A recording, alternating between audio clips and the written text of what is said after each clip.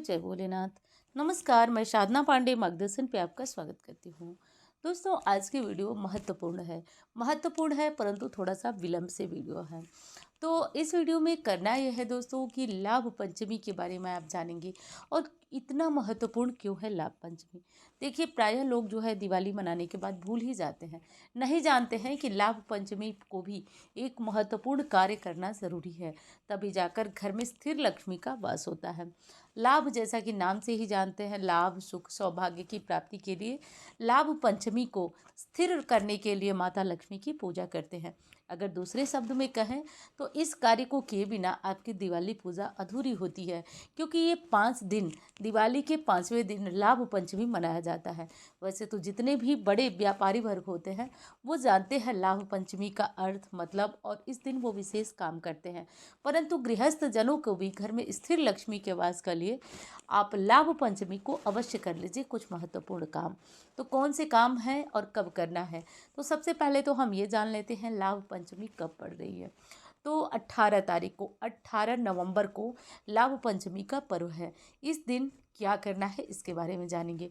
और हाँ दोस्तों, हमेशा की तरह वही प्रार्थना है आपसे कि वीडियो अच्छी लग रही है तो लाइक करिए। और जैसा कि आप जानते हैं कि तबीयत भी थोड़ी ठीक नहीं चल रही है, इसलिए चैनल को सब्सक्राइब कर लीजिएगा ताकि महत्वपूर्ण चीज़ें आपसे छूट ना जाएं। क्योंकि इतनी मेहनत करके हमने दिवाली के उपाय किए, पूजा किए, तो सारी चीज़ें छूट ना जाए, इसके लिए ज़रूरी है चैनल के साथ जुड़े रहिए, चैनल को सब्सक्राइब कर लीजिए।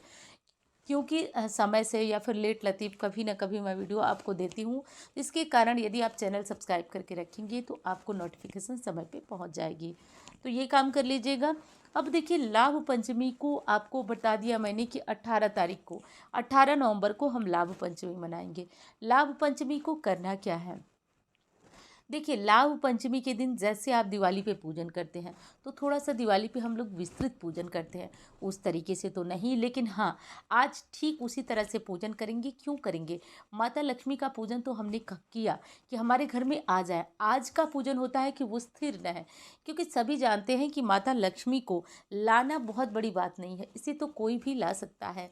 माता लक्ष्मी को कोई भी ला सकता है, लेकिन अच्छी और बड़ी बात यह है कि वो टिककर आपके पास रहे। और ऐसा होता नहीं है दोस्तों, क्योंकि माता लक्ष्मी का स्वभाव चंचल है। वो आज यहाँ, कल वहाँ, परसों वहाँ। एक आपने देसी में कहावत भी सुनी होगी कि पैसा हाथों की मैल है, यानी कि वो आता जाता रहता है, वो किसी भी व्यक्ति के पास स्थिर नहीं रहता। और स्थिर करने के लिए लाभ पंचमी पर कुछ 3 काम मैं बताने जा रही हूँ, जिसको कि कर लीजिएगा आप लोग। लाभ पंचमी 18 नवंबर शनिवार को पड़ रही है, क्योंकि बहुत सारे कमेंट आ रहे हैं कि दीदी बताइए, दीदी बताइए। और दोस्तों, दुर्भाग्यवश मैं थोड़ा सा बीमार हूँ और अब तक जो वीडियो आपको मिल रही थी वो पुरानी वाली मिल रही थी। एक आध वीडियो जो है वो मैं बना रही हूँ, जिसमें कि आप लोगों को कुछ महत्वपूर्ण जानकारियाँ देती जा रही हूँ। बाकी आगे आराम होगा तो मैं और सारी वीडियो आपके साथ शेयर करूंगी।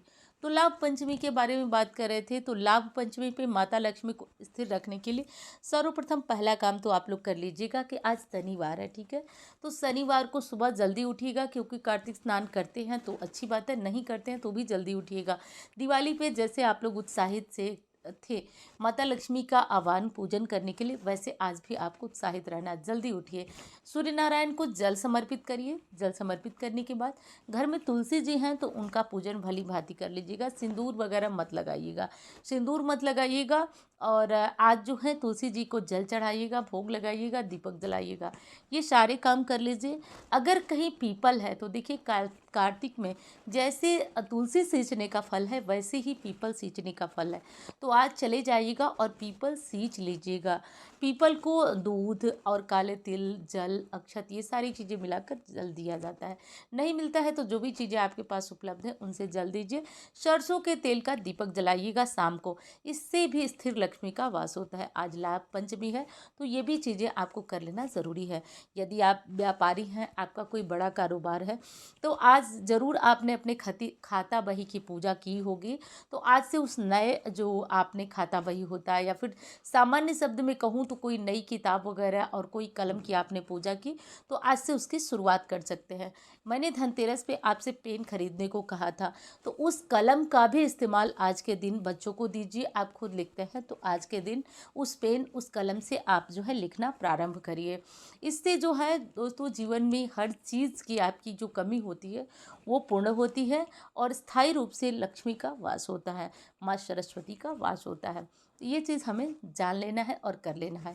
अब दूसरा महत्वपूर्ण कार्य कौन सा है दोस्तों, तो कल जो है आप जगिएगा और तुलसी पूजन वगैरह करने के बाद अपने घर पे जैसे आपने दिवाली में स्वास्तिक बनाकर मेन डोर के दोनों तरफ ऊपर बनाइएगा, दरवाजे के नीचे की बात मैं नहीं कर रही हूँ, दरवाजे के दोनों तरफ, गेट के दोनों तरफ ऊपर आप स्वास्तिक ज़रूर बना लीजिएगा।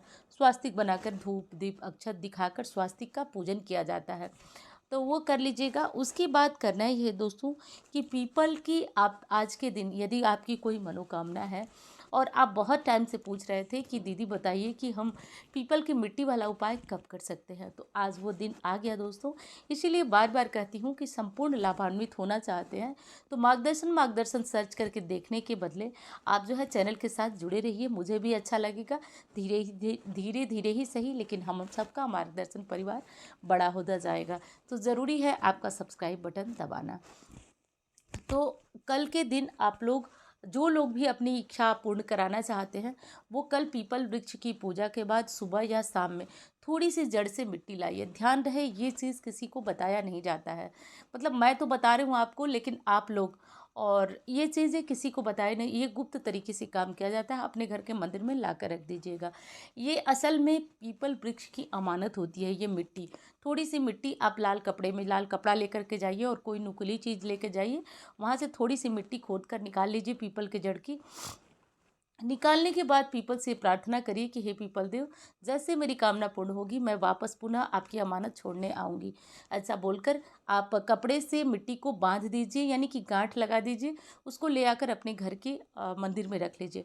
प्रतिदिन आप उस मिट्टी को धूप दीप दिखाइए और जो आपकी मनोकामना हो बोलते हुए ही पीपल के पास उस मिट्टी को गांठ लगाइए। और मिट्टी लेने के बाद ये ध्यान रहे कि आप कहीं रुकेंगे नहीं। जैसे हमारी सबकी आदत होती है कि रास्ते में हम रुकते हैं और कुछ सामान ले लेते हैं, ये कर लेते हैं, वो ऐसा नहीं करना है। जब मिट्टी ले लिए आप तो आपको घर ही आकर रुकना है। अपने घर के मंदिर में रखिए और साक्षात माँ लक्ष्मी नारायण मानकर इस मिट्टी की पूजा करना प्रारंभ करिए। और ये उपाय बहुत ज़्यादा असरदार है। कई बार मैंने कम्युनिटी में भी पोस्ट डाला था, लोगों के काम पूर्ण हो रहे थे, तो बहुत सारे लोग पूछ रहे थे कि हमें भी बताइए कि ये मिट्टी किसी भी दिन ला सकते हैं। तो नहीं जी, जब कोई अच्छा मुहूर्त आए तो ही ला सकते हैं, तो वो अच्छा मुहूर्त कल का है।